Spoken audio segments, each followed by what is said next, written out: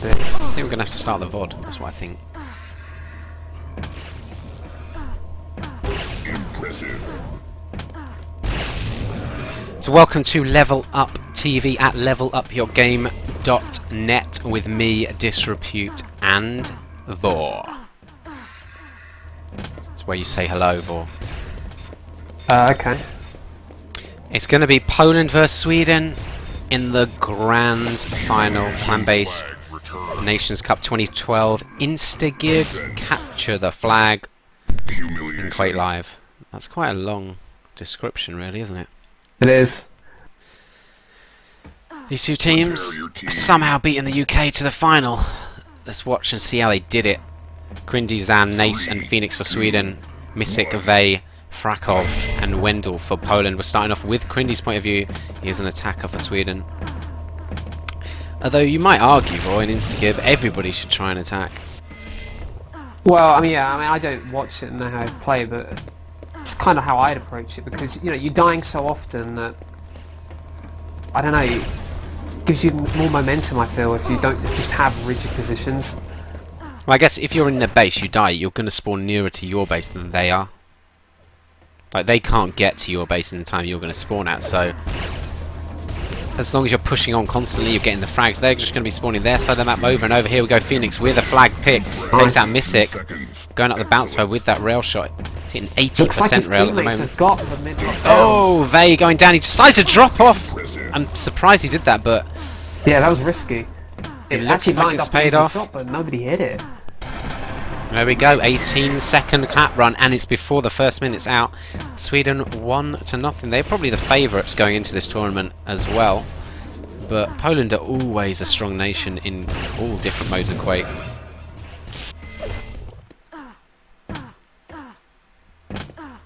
And the key about that capture was really the support at midfield. They took out pretty much everybody before he got there. Yeah, he did make that risky drop down, and I kind of expected him to die, especially when you saw two players standing around where the yellow armor would be in regular CTF. Looks like the way Sweden's going to try and play this is two players at mid, pushing two on to attack, so nobody's sitting back in the base. Now, there is the argument for that, of course. Look, there's nobody's going to spawn inside your base. Exactly. On this map, it works. There are some CTF maps, of course, where there are spawns past the midfield that your enemy can, you know, spawn at. So it would be a lot riskier on those maps. But on this map, you can only spawn at mid. That's the furthest forward you can spawn. So I think that's the best way to play it. Just switching around to Vey at mid. Gets a couple of rail shots. Second impressive. Of course, you're always going to get quite a lot of impressives in Instagib and excellence because you're getting a rapid amount of frags. It's pretty good we saw an early cap like that, though. It means Poland do need to push on. But here's the argument for, I mean, you could say that it's a good idea to push your entire team on, a lot of pressure, but that leaves a big gap behind for somebody just to sneak past, get the flag. And by the time they get to midfield, your team potentially could have all been killed and just spawning behind, and so you're just opening up space for them to get time to make a run out of base with your flag. Basically, it requires you to hit all your shots at mid. That strat. I'm going to switch away from Vey, I think. Zan is in this base. Frakov being pressured by Grindy there, though he does come out on top with that frag.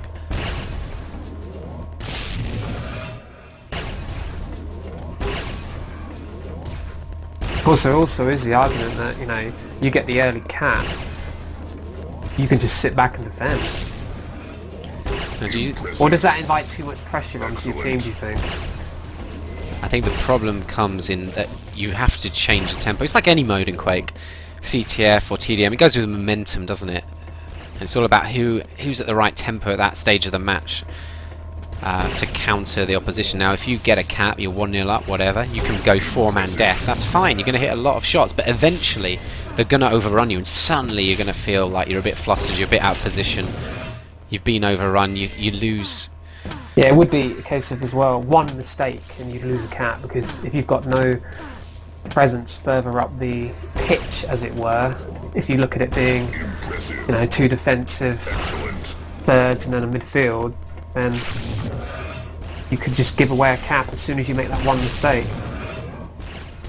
Yeah, Yeah, I think you're inviting them to push all 4 on as well. And when it's 4v4, I mean, you effectively don't have much of an advantage. Your only advantage would come in the fact that you're going to be spawning closer to replenish your defences. But if you suddenly all got mid spawns, then you're going to drop your flag. And then what do? Do you wait for your flag at mid? Do you attack for their flag? But suddenly time's against you to make that decision. Here's Crindy with the flag pickup. Oh my god, missed bounce pad. I thought he might want to double back and do the trick, but of course in insta-gib, that would be a bit risky. Fails the jump! And that looks like it could be a flag return, although he gets a nice spawn. Phoenix right by it as well. Looks like Crindy does grab it. It's still up in the air. Look at the spawn miss it got. Right next to it, does manage to return. Eventually. Bit of a let-off there for Poland, you'd have to say. I mean, the mistake on the movement over mid. I've done that exact same mistake recently, thinking it's the Quake 3 dimensions. Yeah, I mean, that seems to be one of the... I mean, as I say, I feel like it's changed scale, but it might be a change in scale of the models. I believe they did reduce the size. Yeah, and the OSP, as well, There's some differences in jumps and everything. Little variance in jump height, etc. So, if you've played this in Quake 3, that jump, I mean, is effectively really easy. In OSP, at least. And you can be pretty lazy about it, but in Quake Live, it's not really the case. Well, I'm sure it's still easy. It's just if you haven't played the map in Quake Live a lot, and you're still working under the assumption it feels exactly like Quake 3, you can be caught out. Here you go, get to mid, needs that support. You can see teammates moving through. Does just bait in one of those players, tried to go for the jump himself. Of course, as soon as you jump in the air, you're an pretty easy easy target, just flying in the air. But they did get the return because it was hard for Sweden to actually get out, and hard for Sweden to get out to support their flag runner there. Can switch round. Let's see. And even when the mid flag drops, I mean, you've always still got a chance to get back to it because it's just one shot each time to stop the defenders from getting the return. There's always going to be these frantic fights over a drop flag, especially in mid, because there's so many spawns near the midfield. Always got a chance to pick up that drop flag. It's always a funny choice to make, and sometimes you just got to have that experience at playing at a high level, maybe in insta-gib or CTF, but specifically insta-gib, because sometimes the flag will be dropped, and it's best not to actually dive and return it, but to just sit back and cover it. Yeah, you want to make the shots and look for an opportunity to be able to safely pick it up, because, as you said, you make a strafe jump or whatever movement you want towards the flag, then all of a sudden you're going in a very predictable path, and in insta-gib it's only one shot and you're gone. Remember, this is the ClanBase Nations Cup 2012 Grand Final. I think it's best of 3, so we've got another map after this. 1-0 is nothing, of course, in CTF, especially insta-gib, where you can just get a rapid change arounds quickly. But then I'm not going to imagine, really, unless one team's going to dominate, there's going to be a lot of caps on this map. I mean, we're already 7.5 minutes in out of the 20-minute limit. 8 frags, 8 caps limit as well, of course. So I wouldn't expect to see a rout of caps on the way. Well, no, especially not between two teams who've made it to the final. Maybe you'll see a rout in the earlier rounds or the group stages, but not in the final. At least you wouldn't expect it. Am I right in saying, though, that is there flag time? Yeah, just 4 pickups for Sweden at the moment. None for Poland. Poland haven't been near the flag. No, and that would suggest that maybe Sweden have got the stronger aim and it's much harder for Here we go, though. It's going to be the first grab. Frakov decides to drop it. Don't know if he just pressed the wrong button there or... Oh wait, well it doesn't actually say the pickups for me for Poland actually, so maybe that's incorrect. It says 01 seconds and 1 pickup for me. Okay, so it was correct, it just hadn't updated on mine yet. Interestingly, I don't know if he did drop it on purpose, but there's other games where I've seen people actually do it on purpose, where you just keep dropping the flag because kind of it's like a distraction in some ways. Yeah, I mean, because there's such simplistic combat, essentially, any little thing you can add to your game, it's just going to give it another element. So, trying to put people off with your dodging patterns, trying to delay, like making a sound around a corner, but just delaying coming round, so they just have to sit there for a while. So you're changing up the tempo, and then suddenly maybe jumping out, shocking them. obviously dropping the flag just to try and put them off.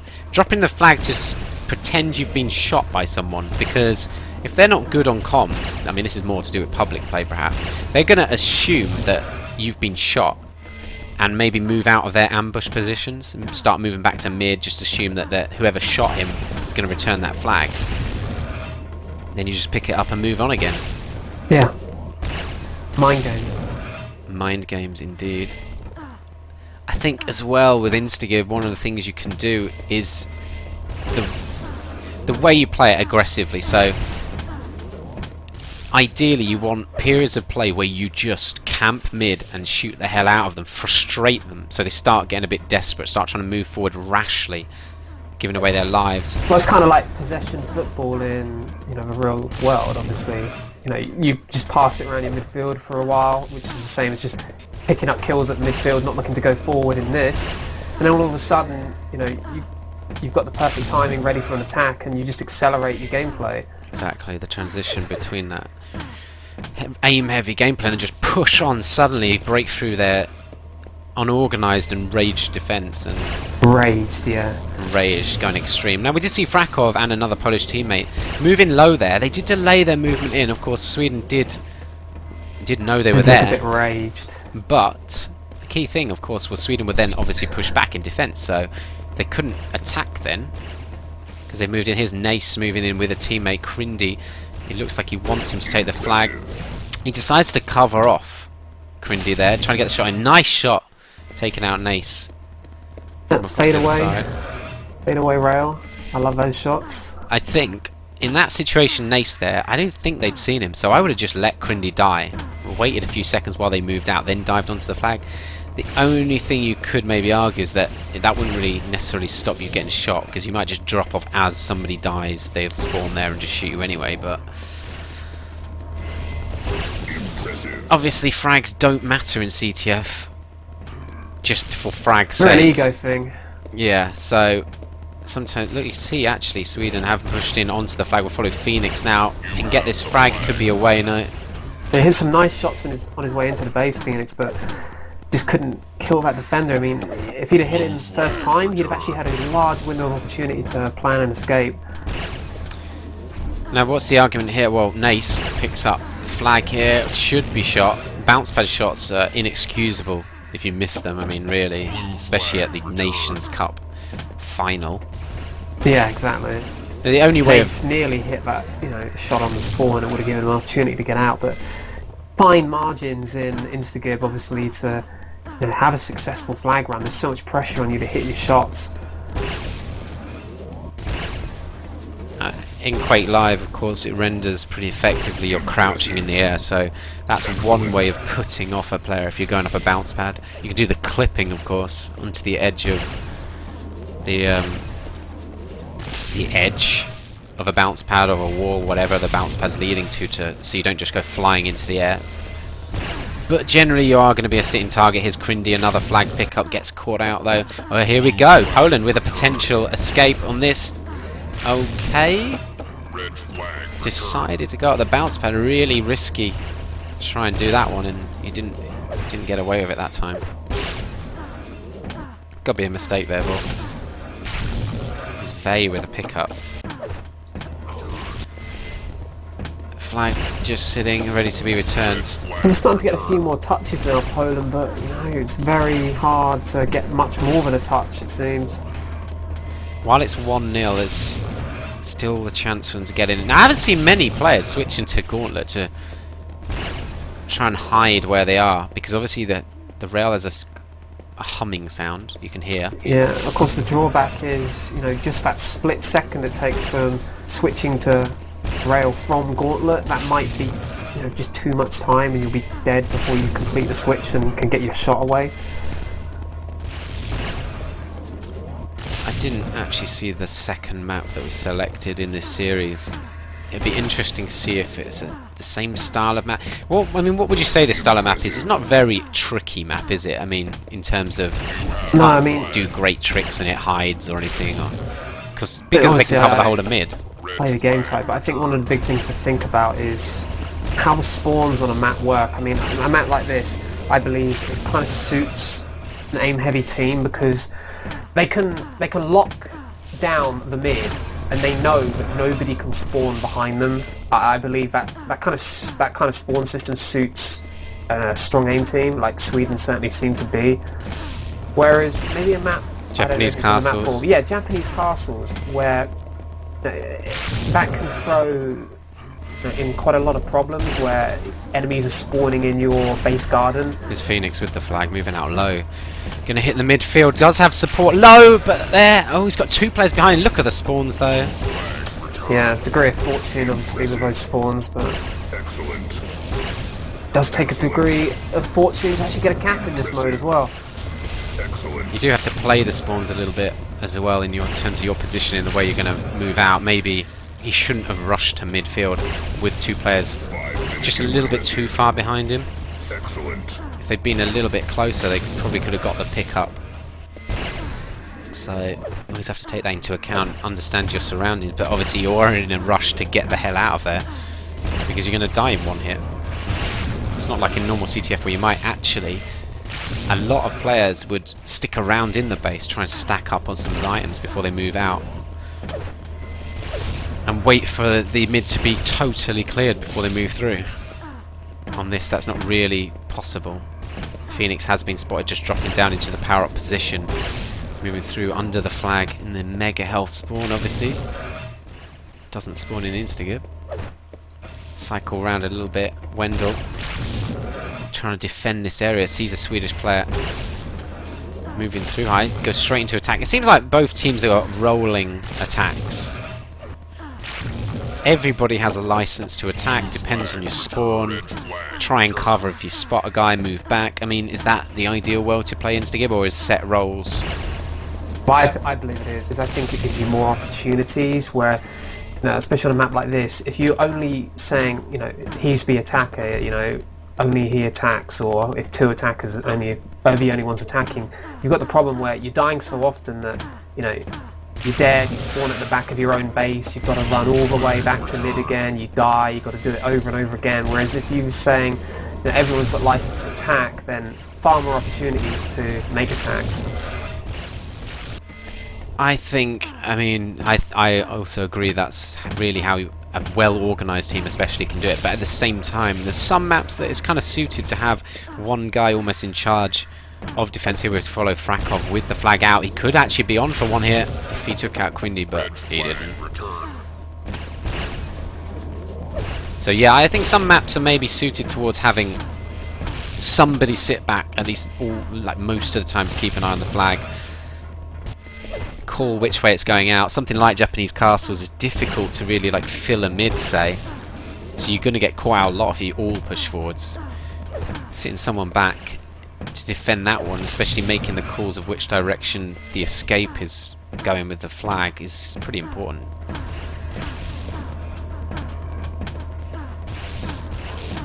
Frakov moving through. Does get taken out, going to that power-up position. It's switched around. Nace moving out to mid. Phoenix already at mid, moving in high on the Polish base. Oh, no, I have to say, some of the shots these guys are missing, maybe the pressure's getting to them a little bit. Phoenix only 33%, and I know, obviously, this is a Nations Cup final with sort of top teams, but... See Phoenix, he hits a lot of clutch shots, he hits a lot of flick rails as well, but he doesn't actually hit all the easier ones as well, which is, a bit unusual. You see him hit the harder shots, and then he just misses the easier ones, which is... there's a lot of players like that, but I always kind of think it's a bit strange. Phoenix does grab the flag, he's going to move out low. Oh, yeah, Wendell needed to hit that one. Being a great way to go on this map. There's Quindy. There's 4 spawns, in the actual mid itself, and 2 either side, just inside the low entrance. Yeah, it's easier to get low, remember, as well, because if you spawn high, you just drop low, no problem. You can cover low pretty easily, but if the escape is going high, it's harder to get low. You're going to have to go up a bounce pad, which then makes you an easy hit. As Crindy did just grab the flag there, he was dropped. Let's have a look at some of the stats again. So 13 grabs to 7, 1 minute 17 to 19 seconds, almost a minute more in flag time. Poland are going to have to get aggressive here in this final minute. Push on, take this flag. Brakov does grab it. Misek is taken out, in fact. So the flag's going to get returned. You'd have to say that Sweden, they've had a lot of pickups where they managed to get it out the flag room, whereas Poland, it's really just been mainly they pick it up and they don't really get more than a few steps away. Yeah, very nice cover from Sweden. The whole map now, we saw it was about 20 seconds that cap was done, so maybe 15 seconds realistically they could get a cap in. They're going to need to pick up that flag now, and well, they don't. I don't think it could be any quicker because a lot of cap runs obviously be done with rocket jumps a lot quicker, but we don't have those. We don't have rail jumps either. So first map is going to go to Sweden, the favourites. Although actually I think ClanBase said it was a 50-50. Well, this was Sweden's map, wasn't it? So we'll have to see what a different map, what effect that will have on the way this plays out. Look at that. Nace hitting 58% there. He actually got 148 frags. I mean, that's like public play frag count there. Only 71 deaths, really impressive from him. And we see all of Poland in the negative nets. I mean, they've been out-aimed, out-fragged. Yeah, and I do overly familiar with Instagib, but I would put that down as a very aim-heavy map.